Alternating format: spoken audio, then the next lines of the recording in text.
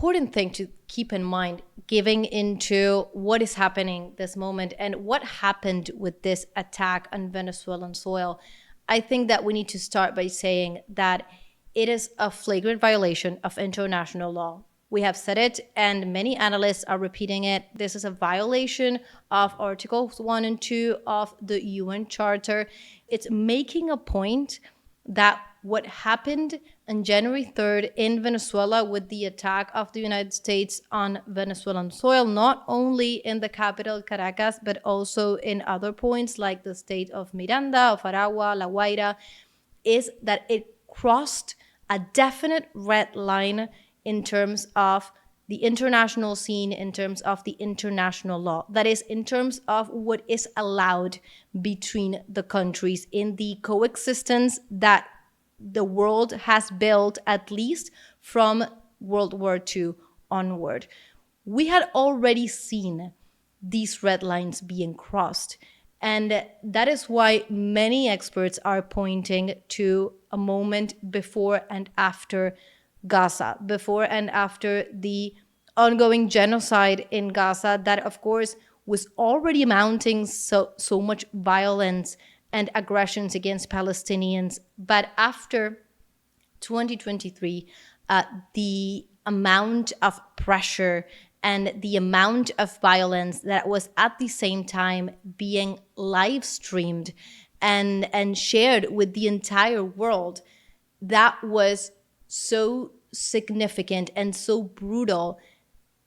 And the international community, despite the demonstrations, despite the pressure, that I think that in the end they had an effect, it allowed it to continue. So far, we have a prime minister of Israel, Benjamin Netanyahu, that is being charged internationally with war crimes, and he continues to be an international actor that is received by major powers of the world. For example, US President Donald Trump. So the fact that that happened with an ongoing genocide in a world that was supposedly not going to allow more genocides, that changes the scenario. That's the dangerous part, the option that it will open the possibility for new red lines to be crossed.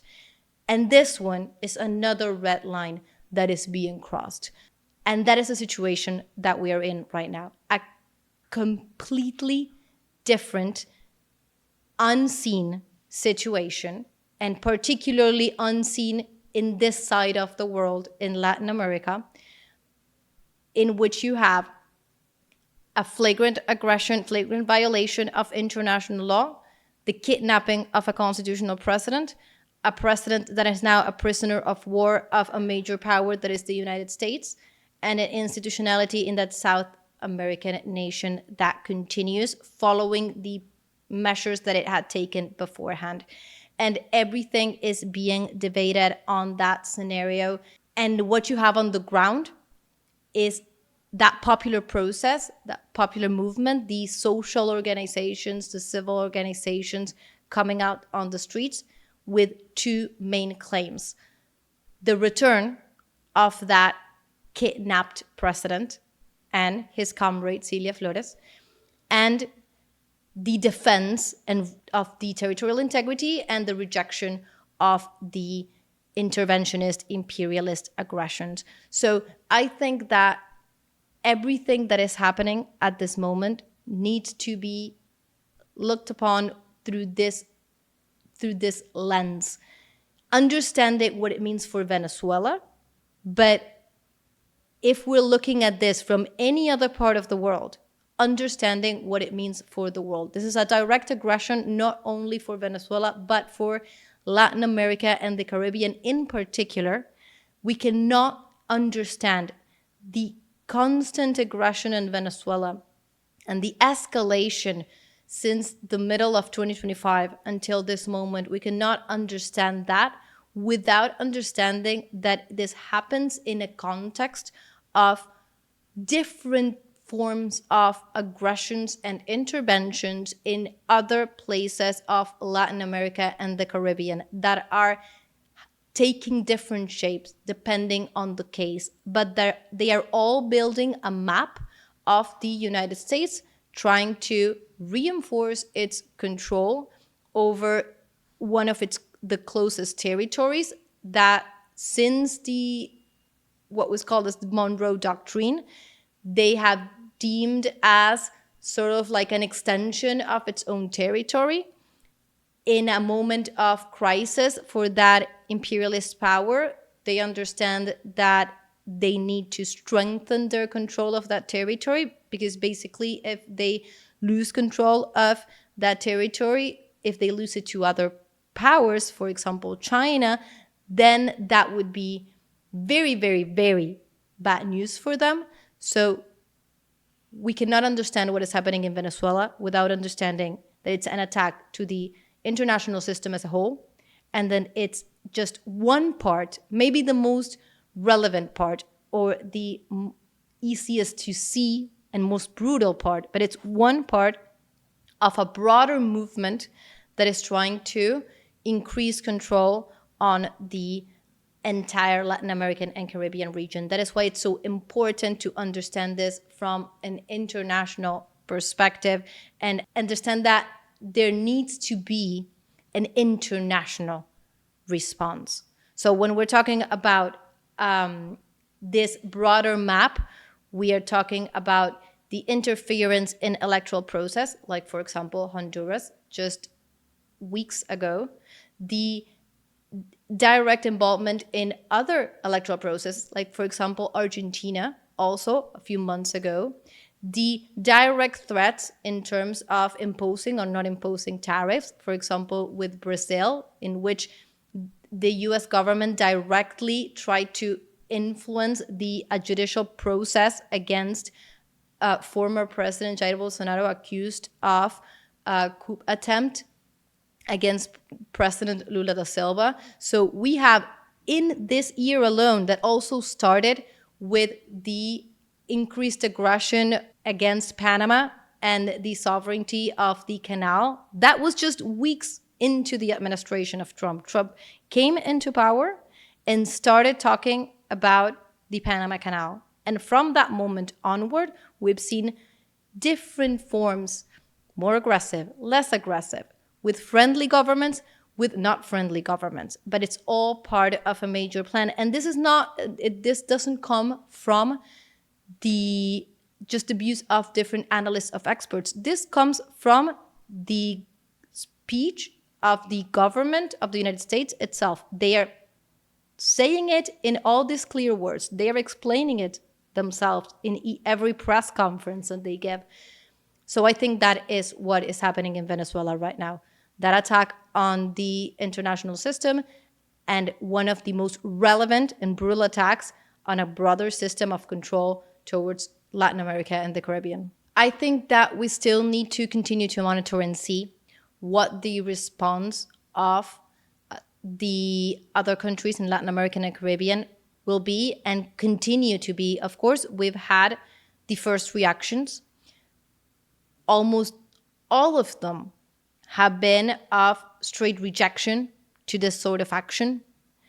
That has been a almost unified point. And I say almost because we cannot just go over the point that the United States is doing this at a time in which far-right, liberal far-right, we need to go over terms there, but the extreme far-right that is represented in, for example, Argentina's Javier Milei, but has also a partner in Salvador's Bukele, and now newly elected president of Chile. It is a moment in time in which that sector that is desperately willing to align itself with the United States, many could say, have also reached that point because they are desperately ready to align themselves with the US. So, of course, the United States is doing this at a moment in which it knows that it has partners that are going to stand behind this, even if it's an aggression against the region.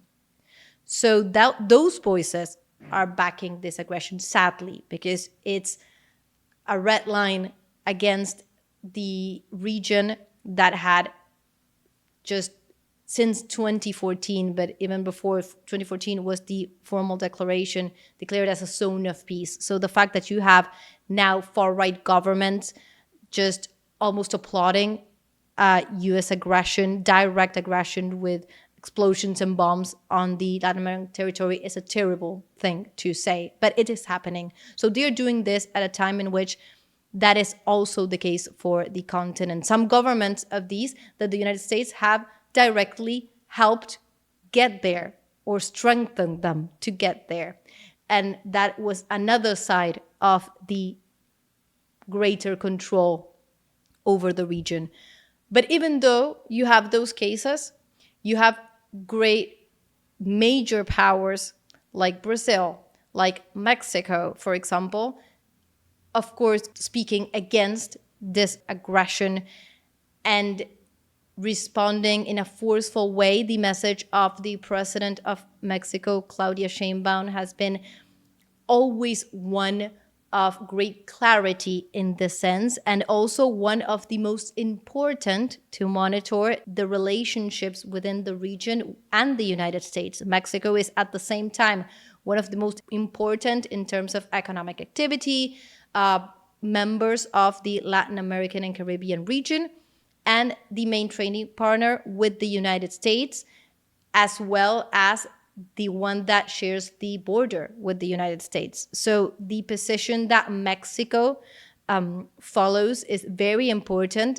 Luckily, Mexico has a great tradition, like a long-standing tradition of always respecting sovereignty, self-determination, and the principles of non-interference. It has been very clear on that and very emphatic on its rejection of such an action, and that is very important. So the fact that this happens at a moment in which Mexico is undergoing politically a process that is very in tune with this ideas of respecting the sovereignty of our territories, that is very important to keep in mind.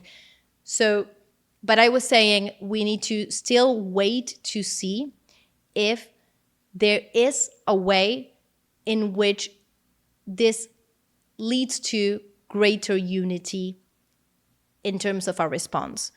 If you look at the greater map and you see that these are all forms of different ways to increase control on the territory, well, one could say that the most common way of responding to this would be a call for greater unity. Latin America had moments of great unity. It had so, for example, at the beginning of the 21st century.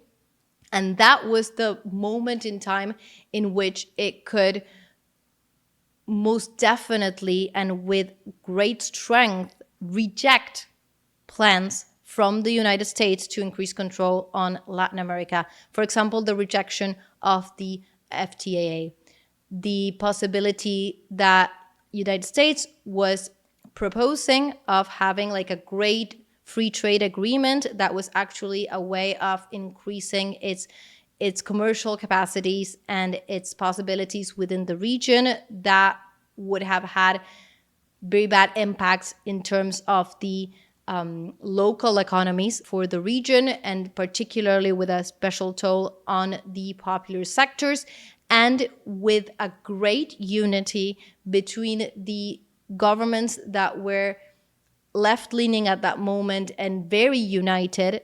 That proposal, even though the United States continued to be the major power that it was rejected. But that was definitely another point geopolitically for the continent. And we need to keep in mind that they are doing this at this moment because that unity was not as strong, and they have actually and actively worked towards and against those bonds. But you have small steps being taken. There was a CELAC summit being summoned right afterwards. So there is the will of coming together to position maybe a unified vision against this sort of aggression. It would definitely be the time to do so, that within the United States, there's a lot of discussion regarding these operations, not only between the two-party system, but within the Republican Party itself, within the MAGA movement itself. They're not all aligned, definitely not aligned on the fact that this was the right thing to do for a number of great reasons. And one of them was this possibility that will this attack, this blatant aggression, lead to a moment of greater unity? If you want, will this give them a motive for which to unite themselves again? I think that could be a concern of some conservative partners in the United States trying to enforce a greater control in the region. I think that in order to come out with an answer for that, we'll need to wait and see. But there's definitely an open scenario for that. And that scenario is being also boosted by the fact that, for example, Donald Trump is not shy in saying right after the attack that, okay, Colombia could be next. Okay, Mexico could be next. Okay, Cuba is always a target because it has always been a target, the target that they could never get. So definitely the scenario is open and it could be a possibility. Many of the experts looking at the whole map understand that that is the only way to, again, counter that red line that is being pushed. I think it has everything to do with their renewed strategy. And we were saying it before, I think that the way to look at these broader repositioning of the United States on the geopolitical map, again, we need to understand the importance of Venezuela, but we need to understand that this is not just Venezuela. And that is what the Western media from the North, main outlets from the United States and also Europe, is trying to leave out of discussion. Like, if we center the discussion on Venezuela alone, we are losing that broader perspective. And what is happening, or what many international analysts will say is happening, is you have a repositioning of the United States in order to take stronger control over the region, the entire region of Latin America and the Caribbean, because it is in their world map, in their heads, of how this empire could not fall, basically. The strategic position they need to assume is a position in which they control not only the natural resources. Let's remember that at a moment of climate crisis, at a moment of great energetic crisis, at a moment in which one of the great careers in terms of production, if we had the space run decades ago, now we have a run towards the production of artificial intelligence, for example. And that capability will decide what power runs over the world for the next decades, if we have a world in the next decades. And those mineral resources are in Latin America. So Latin America is not only the closest territory, a territory that has a lot of potential clean energy resources, many of them untapped right now, because it's an area that does not have the amount of investment needed, but sovereign investment needed, not the investment of the sort that will come from the north and then take all the profits and leave nothing on the ground in order to produce that amount of clean energy. So it's a region that had great potentialities for just the global market itself. So the fact that we are seeing at the same time, and if you align years and years, you'll see that the moments in which the United States is sort of like releasing pressure on one side of the world, it's increasing pressure on the other. And now we're seeing sort of like a shift back from its involvement in areas such as the Middle East, even though we would need to review that and think of what role it plays with Israel still carrying out the ongoing genocide. But definitely there is a refocusing on this area of the world as strategic in the broader competition scheme that the United States is having with ultimately other major powers in the game.